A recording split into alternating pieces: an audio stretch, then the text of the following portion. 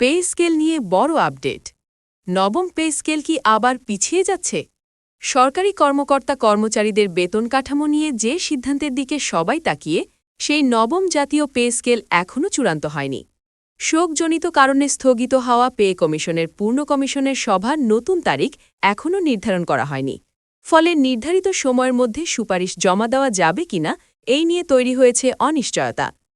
Pay কমিশনের একজন কর্মকর্তা জানিয়েছেন, চলতি সপ্তাহের শেষ দিকে অথবা আগামী সপ্তাহের শুরুতে সভা হওয়ার সম্ভাবনা থাকলেও নিশ্চিত কিছু বলা যাচ্ছে না।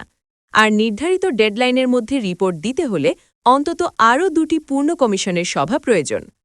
কমিশনের ভেতরের তথ্য বলছে, মধ্য জানুয়ারির মধ্যেই নবম পে স্কেলের সুপারিশ জমা দেওয়ার বাধ্যবাধকতা রয়েছে। তবে অমীমাংসিত বিষয়গুলোতে ঐক্যমত্য না হলে সময় পিছিয়ে যেতে পারে। সবচেয়ে বড় বিতর্ক তৈরি হয়েছে গ্রেড সংখ্যা নিয়ে। বর্তমানে সরকারি চাকরিতে রয়েছে 20টি গ্রেড।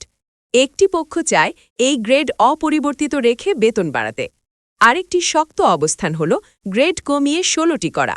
এমনকি কিছু সদস্য মনে করছেন 14টি গ্রেডই সবচেয়ে যৌক্তিক, কারণ বেশি গ্রেড থাকলে বেতন বৈষম্য বাড়ে। এদিকে বিভিন্ন দপ্তর ও সংগঠন থেকে পাওয়া প্রস্তাবগুলো চুলচেরা বিশ্লেষণ করছে পে কমিশন।